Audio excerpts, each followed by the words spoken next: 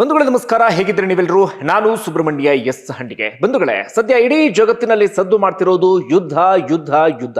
ಒಂದು ಕಡೆಯಿಂದ ನಮ್ಮ ಪಕ್ಕದಲ್ಲಿ ಪಾಕಿಸ್ತಾನ ಮತ್ತು ಅಫ್ಘಾನಿಸ್ತಾನದ ನಡುವೆ ಸಂಘರ್ಷ ತೀವ್ರ ಸ್ವರೂಪವನ್ನು ಪಡೆದುಕೊಳ್ತಾ ಇದೆ. ಇನ್ನೊಂದು ಕಡೆಯಿಂದ ಇಡೀ ಜಗತ್ತಿನಲ್ಲಿ ಸದ್ದು ಮಾಡ್ತಿರುವಂತಹ ಯುದ್ಧ ಅಂದ್ರೆ ನಿಮ್ಮೆಲ್ಲರಿಗೂ ಕೂಡ ಗೊತ್ತಿರುವ ಹಾಗೆ ಇಸ್ರೇಲ್ ಮತ್ತು ಅಮೆರಿಕ ಜಂಟಿಯಾಗಿ ಇರಾನ್ ಮೇಲೆ ದಾಳಿಯನ್ನು ನಡೆಸಿವೆ.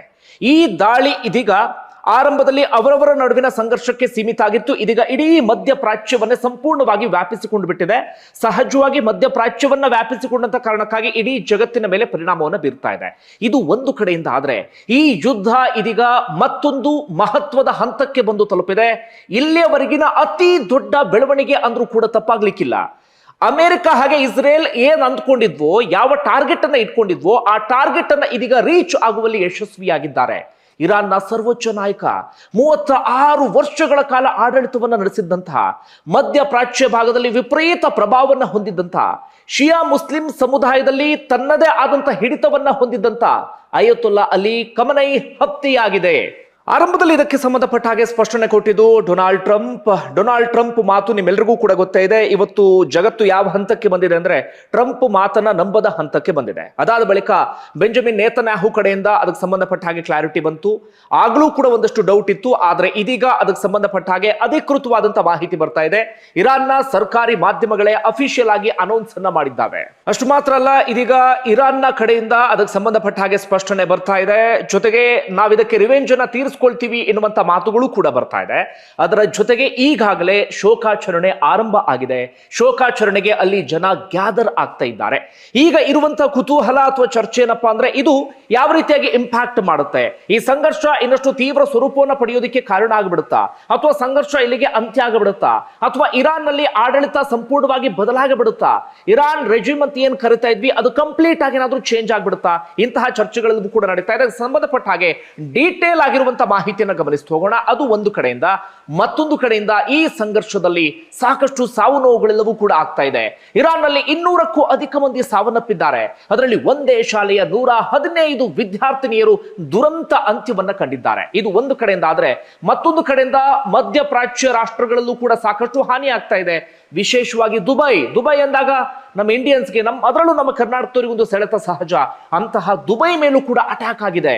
ಟಾಲೆಸ್ಟ್ ಕಟ್ಟಡ ಅಂತ ಯಾವುದನ್ನ ಕರ್ತಿದ್ವಿ, ಬುರ್ಜ್ ಖಲೀಫಾ, ಅದರ ಸಮೀಪವೇ ಕ್ಷಿಪಣಿ ಒಂದು ಬಂದು ಬಿದ್ದಿದೆ. ಹಾಗೆ ಅತ್ಯಂತ ಪ್ರತಿಷ್ಠಿತ ಹೋಟೆಲ್ ಮೇಲೆ ಒಂದು ಡ್ರೋನ್ ಬಂದು ಬಿದ್ದಿದೆ, ಅಲ್ಲೂ ಕೂಡ ಬೆಂಕಿ ತಗುಲಿದೆ. ಈ ರೀತಿಯಾಗಿ ಮಧ್ಯಪ್ರಾಚ್ಯದಲ್ಲೂ ಕೂಡ ಸಾಕಷ್ಟು ಹಾನಿ ಇಂಥದ್ದೆಲ್ಲವೂ ಕೂಡ ಆಗ್ತಾ ಇದೆ. ಒಟ್ಟಾರೆಯಾಗಿ ಸದ್ಯಕ್ಕೆ ಇದಕ್ಕೆ ಸಂಬಂಧಪಟ್ಟಾಗ ಏನೇನಾಗ್ತದೆ ಗಮನಿಸ್ತಾ ಹೋಗೋಣ. ಕಾರಣ ಇಲ್ಲಿ ಕೇವಲ ಅಯತುಲ್ಲಾ ಖಮೈನಿ ಸಾವನ್ನಪ್ಪಿದ್ದು ಮಾತ್ರ ಅಲ್ಲ, ಅವರ ಕುಟುಂಬಸ್ಥರು ಕೂಡ ಈ ಸಂದರ್ಭದಲ್ಲಿ ಸಾವನ್ನಪ್ಪಿದ್ದಾರೆ. ಅದರ ಜೊತೆಗೆ ಇರಾನ್ನ ಪ್ರಮುಖ ಲೀಡರ್ಗಳು ಅಂತ ಯಾರನ್ನ ಕರಿತಾ ಇದ್ವಿ ಅವರು ಕೂಡ ಈ ಸಂದರ್ಭದಲ್ಲಿ ಹತರಾಗಿಬಿಟ್ಟಿದ್ದಾರೆ. ಇನ್ನೊಂದು ಕಡೆಯಿಂದ ಡೊನಾಲ್ಡ್ ಟ್ರಂಪ್ ಇದೀಗ ಘೋಷಣೆ ಮಾಡ್ತಾ ಇದ್ದಾರೆ, ಇರಾನಿನ ಜನರೇ ನೀವು ಅಧಿಕಾರವನ್ನ ಕಿತ್ಕೊಳ್ಳಿ ಅಥವಾ ಅಧಿಕಾರವನ್ನ ಪಡೀರಿ, ಇದು ನಿಮಗೊಂದು ಒಳ್ಳೆ ಸಮಯ ಎನ್ನುವಂತ ರೀತಿಯಲ್ಲಿ. ಹೀಗಾಗಿ ಇರಾನ್ನ ಜನ ಇದಕ್ಕೆ ಯಾವ ಸಂದರ್ಭ ರೀತಿ ಪ್ರತಿಕ್ರಿಯೆಯನ್ನ ಕೊಡ್ತಾರೆ, ಏನೆಲ್ಲ ಬೆಳವಣಿಗೆ ಆಗುತ್ತೆ ಅದು ಸಹಜವಾಗಿ ಕುತೂಹಲ ಮೂಡಿಸ್ತಾ ಇದೆ. ಹಾಗಾದ್ರೆ ಏನೆಲ್ಲ ಬೆಳವಣಿಗೆ ಆಗ್ತದೆ ಈ ಕ್ಷಣದ ಡೆವಲಪ್ಮೆಂಟ್ ಅದನ್ನು ಗಮನಿಸ್ತಾ ಹೋಗೋಣ.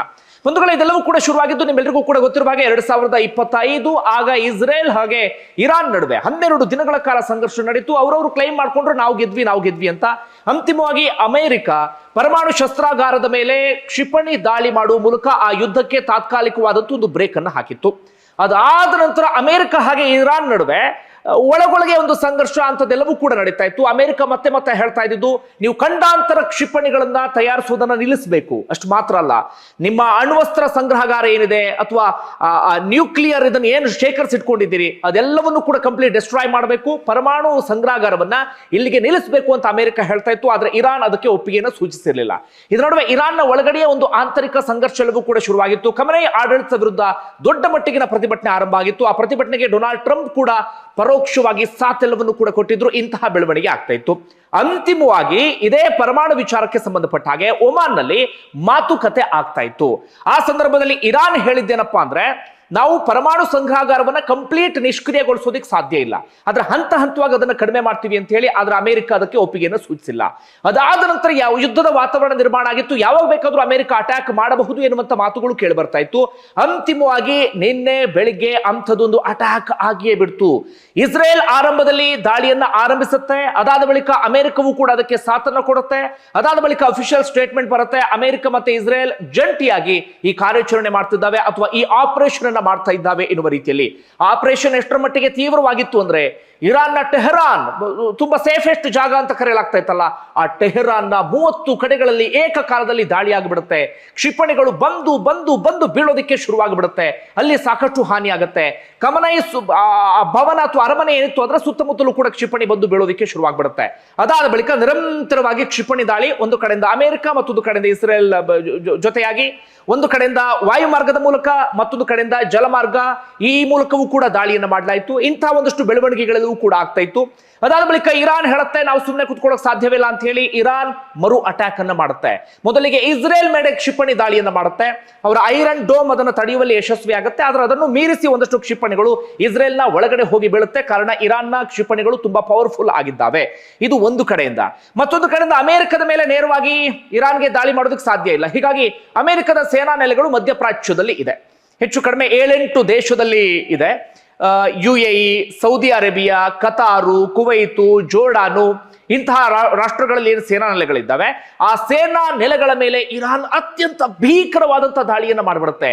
ಹೆಚ್ಚು ಕಡಿಮೆ 14 ಸೇನಾ ನೆಲೆಗಳನ್ನ ಉಡೀಸ್ ಮಾಡಿಬಿಡುತ್ತೆ. ಆಗ ಇಡೀ ಜಗತ್ತು ಅಂದ್ಕೊಳ್ಳೋಕೆ ಶುರುವಾಗುತ್ತೆ ಇರಾನ್ ಸಾಮರ್ಥ್ಯವೂ ಕೂಡ ತೀವ್ರ ಸ್ವರೂಪದಲ್ಲಿದೆ. ಇರಾನ್ ಕೂಡ ಸುಮ್ಮನೆ ಕುಳಿತುಕೊಳ್ಳುವ ರೀತಿಯಲ್ಲಿ ಇಲ್ಲ.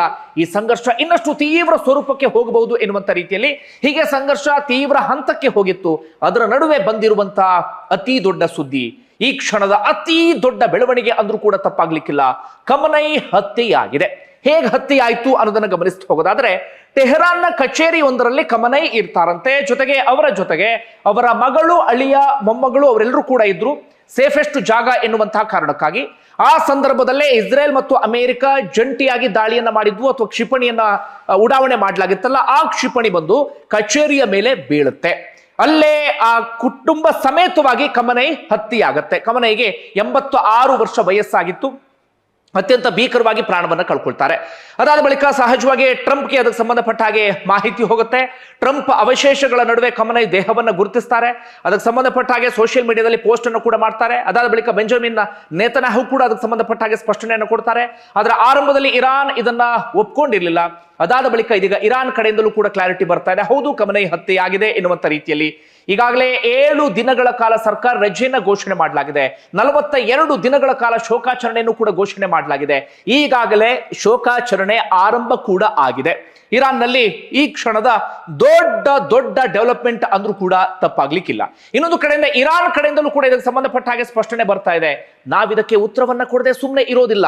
ಅದರಲ್ಲೂ ಕೂಡ ಅವರೊಂದು ಕಮಾಂಡೋ ಪಡೆ ಇದೆಯಲ್ಲ, IRGC ಅಂತ ಏನ್ ಕರಿತೀವಿ, ತುಂಬಾ ಸ್ಟ್ರಾಂಗೆಸ್ಟ್ ಆಗಿರುವಂತಹ ಪಡೆ, ಅದು ಖಮೇನಿಯ ಗುಪ್ತ ಪಡೆ ಅಂತ ಹೇಳ್ಬಹುದು ಅಥವಾ ಅವರ ಪ್ರಮುಖ ಸೇನಾ ಪಡೆ ಅಂತಲೂ ಕೂಡ ಹೇಳ್ಬಹುದು. ಆ ಪಡೆ ಇದೀಗ ಹೇಳ್ತಾ ಇದೆ, ನಾವು ಇದಕ್ಕೆ ಉತ್ತರವನ್ನ ಕೊಟ್ಟೇ ಕೊಡ್ತೀವಿ.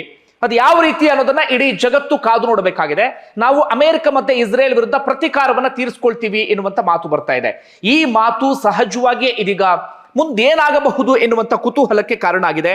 ಈ ಸಂಘರ್ಷ ಏನಾದರೂ ತೀವ್ರ ಸ್ವರೂಪ ಪಡೆಯುತ್ತಾ ಎನ್ನುವಂತ ಚರ್ಚೆಗಳೆಲ್ಲವೂ ಕೂಡ ನಡೆಯೋದಿಕ್ಕೆ ಆರಂಭ ಆಗಿದೆ. ಕೇವಲ ಇದೀಗ ಖಮನೈ ಹತ್ಯೆ ಆಗಿದ್ದು ಮಾತ್ರ ಅಲ್ಲ, ಅಜೀಜ್ ಡಿಫೆನ್ಸ್ ಮಿನಿಸ್ಟರ್ ಹತ್ಯೆಯಾಗಿದೆ, ಮೊಹಮ್ಮದ್ ಸಿರೋಜೈ ಮಿಲಿಟರಿ ಚೀಫ್ ಹತ್ಯೆಯಾಗಿದೆ, Ali Shamkhani top IRGC commander ಹತ್ಯೆಯಾಗಿದೆ, ಅದೇ IRGCನೇ ಅವರ ಗುಪ್ತ ಪಡೆ. ಹಾಗೆ ಸಲಾ ಅರದಿ ಅಂತ ಹೇಳಿ ಹೆಡ್ ಆಫ್ ಇಂಟೆಲ್ ಅಂದ್ರೆ ಗುಪ್ತಚರ ಪಡೆ, ಅವರ ಹತ್ಯೆಯಾಗಿದೆ. ಈ ರೀತಿಯಾಗಿ ಸಾಲು ನಾಯಕರ ಹತ್ಯೆ ಇದೀಗ ಆಗಿದೆ. ಹಾಗೆ ಖಮನೈ ಪುತ್ರಿ, ಅಳಿಯ ಹಾಗೆ ಮೊಮ್ಮಗ ಕೂಡ ಸಾವನ್ನಪ್ಪಿದ್ದಾರೆ. ಇದು ಸಹಜವಾಗಿ ಕುತೂಹಲ ಮೂಡಿಸ್ತಾ ಇದೆ, ಮುಂದೆ ಏನಾಗಬಹುದು ಎನ್ನುವಂತ ರೀತಿಯಲ್ಲಿ. ಹಾಗಾದ್ರೆ ವಾಟ್ ನೆಕ್ಸ್ಟ್ ಅನ್ನೋದನ್ನ ಗಮನಿಸ್ತಾ ಹೋಗೋದಾದ್ರೆ, ಒಂದು ಖಮನೈ ಉತ್ತರಾಧಿಕಾರಿ ಯಾರು ಎನ್ನುವಂತ ಕುತೂಹಲ ಇದೆ. ಹಾಗಾದ್ರೆ ಇದು ಇರಾನ್ಗೆ ಅನಿರೀಕ್ಷಿತವಾದಂತ ಬೆಳವಣಿಗೆಯ? ಖಮನೈ ಹತ್ಯೆ ಆಗಿದ್ದು ಬಹಳ ಅಚ್ಚರಿ ಅಥವಾ ಅಯ್ಯೋ ಎನ್ನುವಂತ ಮೂಮೆಂಟ್ ಅಲ್ಲ. ಖಮನೈ ಹತ್ಯೆ ಆಗುತ್ತೆ ಅನ್ನೋದು ಗೊತ್ತಿತ್ತು, ಇರಾನ್ ಮೇಲೆ ದಾಳಿ ಆಗುತ್ತೆ ಅನ್ನೋದು ಕೂಡ ಗೊತ್ತಿತ್ತು. ಇರಾನ್ ಅದಕ್ಕೆ ಬೇಕಾದಂತ ಸಿದ್ಧತೆ ಎಲ್ಲವನ್ನು ಕೂಡ ಮಾಡಿಕೊಂಡಿತ್ತು. ಒಳಗೊಳಗೆ ಉತ್ತರಾಧಿಕಾರಿಯ ಘೋಷಣೆಯೂ ಕೂಡ ಆಗಿ ಹೋಗಿತ್ತು ಎನ್ನುವಂತ ಮಾತುಗಳು ಕೂಡ ಇದೆ. ಖಮನೈ ಮಗ ಉತ್ತರಾಧಿಕಾರಿ ಆಗಬಹುದು ಅಥವಾ ಸೇನಾ ಮುಖ್ಯಸ್ಥರಾಗಬಹುದು ಅಥವಾ ಇನ್ಯಾರಾದ್ರೂ ಬೇರೆಯವರು ಆಗಬಹುದು ಎನ್ನುವಂತ ಚರ್ಚೆಗಳು ಕೂಡ ನಡೀತಾ ಇದೆ. ಉತ್ತರಾಧಿಕಾರಿ ಯಾರು ಅನ್ನೋದನ್ನು ಕಾದು ನೋಡಬೇಕಾಗಿದೆ. ಈಗಾಗಲೇ IRGC ಚೀಫ್ ಕಮಾಂಡರ್ ಹತ್ಯೆ ಆಗ್ತಿದ್ದ ಹಾಗೆ ಅವರ ಉತ್ತರಾಧಿಕಾರಿಯನ್ನ ಘೋಷಣೆ ಮಾಡಲಾಗಿದೆ. ಇರಾನ್ ಈಗಾಗಲೇ ಹೇಳ್ತಾ ಇದೆ, ನಾವು ಸದ್ಯದಲ್ಲೇ ಉತ್ತರಾಧಿಕಾರಿಯನ್ನ ಘೋಷಣೆ ಮಾಡ್ತೀವಿ, ನಮ್ಮ ಈ ಯುದ್ಧವನ್ನ ಇನ್ನಷ್ಟು ತೀವ್ರಗೊಳಿಸ್ತೀವಿ ಅಥವಾ ಯುದ್ಧವನ್ನ ಕಂಟಿನ್ಯೂ ಮಾಡ್ತೀವಿ ಎನ್ನುವ ರೀತಿಯಲ್ಲಿ ಈಗಾಗಲೇ ಇರಾನ್ ಕೂಡ ಹೇಳ್ತಾ ಇದೆ. ಹೀಗಾಗಿ ಸಹಜ ಕುತೂಹಲ ಮೂಡಿಸ್ತಾ ಇದೆ, ಉತ್ತರಾಧಿಕಾರಿಯಾಗಿ ಯಾರನ್ನ ಘೋಷಣೆ ಮಾಡಬಹುದು, ಮುಂದಿನ ಹೆಜ್ಜೆಯನ್ನ ಯಾವ ರೀತಿಯಾಗಿ ಇಡಬಹುದು ಅಂತ ಹೇಳಿ. ಇದರ ನಡುವೆ ಇನ್ನೊಂದು ಚರ್ಚೆ ನಡೀತಿರೋದಂದ್ರೆ, ಅಮೆರಿಕ ಇಸ್ರೇಲ್ ಈಗ ಏನ್ ಮಾಡಬಹುದು, ಇಲ್ಲಿಗೆ ಇದನ್ನ ಸ್ಟಾಪ್ ಮಾಡುತ್ವಾ ಅಥವಾ ಕ್ಷಿಪಣಿ ದಾಳಿ ಇನ್ನಷ್ಟು ತೀವ್ರಗೊಳ್ತಾ ಹೋಗುತ್ತಾ ಅಥವಾ ಇನ್ ಯಾವ ರೀತಿಯಾಗಿ ಇದಕ್ಕೆ ಪ್ರತಿಕ್ರಿಯೆಯನ್ನು ಕೊಡ್ತಾ ಹೋಗ್ತವೆ ಅದನ್ನು ಕಾದು ನೋಡಬೇಕಾಗಿದೆ. ಅಮೆರಿಕ ಇಸ್ರೇಲ್ ಕಡೆಯಿಂದ ಬರ್ತಿರುವಂತ ಮಾತೇನಪ್ಪ ಅಂದ್ರೆ ನಾವಿದನ್ನ ಇಲ್ಲಿ ನಿಲ್ಸೋದಿಲ್ಲ, ನಮ್ಮ ಗುರಿ ಇಷ್ಟಕ್ಕೆ ನಿಂತಿಲ್ಲ, ನಮ್ಮ ಗುರಿ ಇನ್ನೂ ಇದೆ, ಆ ಗುರಿಯನ್ನ ತಲುಪುವವರೆಗೂ ಕೂಡ ನಮ್ಮ ದಾಳಿ ಮುಂದುವರಿಯುತ್ತೆ ಎನ್ನುವ ರೀತಿಯಲ್ಲಿ ಅಮೆರಿಕ ಇಸ್ರೇಲ್ ಕಡೆಯಿಂದಲೂ ಕೂಡ ಇದೀಗ ಸ್ಟೇಟ್ಮೆಂಟ್ ಬರ್ತಾ ಇದೆ. ಇನ್ನೊಂದು ಕುತೂಹಲ ಇರೋದು ಅಂದ್ರೆ ಇರಾನ್ನ ಜನರ ಪ್ರತಿಕ್ರಿಯೆ ಹೇಗೆ ಅಂತ ಹೇಳಿ. ಖಮನೈ ಆಡಳಿತದಿಂದ ಇಳಿಬೇಕು ಅಂತ ಹೇಳಿ ಸ್ವಲ್ಪ ದಿನಗಳ ಹಿಂದೆ ತೀವ್ರವಾದಂತಹ ಪ್ರತಿಭಟನೆಯನ್ನ ನಡೆಸಿದ್ರು. ಈಗ ಏನ್ ಮಾಡ್ತಾರೆ ಅವರು? ಖಮನೈ ಹತ್ಯೆಯಾಗಿದೆ, ಹೀಗಾಗಿ ಅಧಿಕಾರವನ್ನ ಕಿತ್ತುಕೊಳ್ಳುವಂತ ಪ್ರಯತ್ನವನ್ನ ಇರಾನ್ನ ಜನಸಾಮಾನ್ಯರು ಮಾಡ್ತಾರ, ಅಥವಾ ಖಮನೈ ಉತ್ತರಾಧಿಕಾರಿಯನ್ನ ಘೋಷಣೆ ಮಾಡಿದ ಬಳಿಕ ಉತ್ತರಾಧಿಕಾರಿಯ ಮೂಲಕವೇ ಅಧಿಕಾರ ಕಂಟಿನ್ಯೂ ಆಗತ್ತಾ, ರೆಜ್ಯೂಮ್ ಬದಲಾಗತ್ತಾ, ಇಲ್ಲ ಕಂಟಿನ್ಯೂ ಆಗತ್ತಾ? ಸಹಜವಾಗಿ ಎಲ್ರಿಗೂ ಕೂಡ ಕುತೂಹಲ ಇದೆ. ಮುಂದೆ ಏನಾಗುತ್ತೆ ಅನ್ನೋದನ್ನ ನಾವೆಲ್ಲರೂ ಕೂಡ ಕಾದು ನೋಡೋಣ. ಇನ್ನು ಖಮನೈ ಯಾರು, ಏನು, ಎತ್ತ ಅಧಿಕಾರಕ್ಕೆ ಬಂದಿದ್ದು ಹೇಗೆ ಅನ್ನೋದು ಗಮನಿಸ್ತಾ ಹೋಗೋದಾದ್ರೆ, ನಾನು ಆರಂಭದಲ್ಲೇ ಹೇಳ್ತಾ ಇದ್ದೆ, 36 ವರ್ಷ ಅಧಿಕಾರ ನಡೆಸಿದಂತ ವ್ಯಕ್ತಿ, ತನ್ನದೇ ಆದಂತಹ ಹಿಡಿತವನ್ನ ಹೊಂದಿದಂತ ವ್ಯಕ್ತಿ, ಧಾರ್ಮಿಕ ನಾಯಕ ಅಥವಾ ಧಾರ್ಮಿಕ ವಿದ್ವಾಂಸನಾಗಿ ಬೆಳೆದು ನಿಂತಹ ವ್ಯಕ್ತಿ ಅಂದ್ರೂ ಕೂಡ ತಪ್ಪಾಗ್ಲಿಕ್ಕಿಲ್ಲ. ಆಡಳಿತಕ್ಕೆ ಬಂದಿದ್ದು ಹೇಗೆ ಅಂದ್ರೆ, ಮುಂಚೆ ಇರಾನ್ ಈ ರೀತಿಯಾಗಿ ಇರಲಿಲ್ಲ.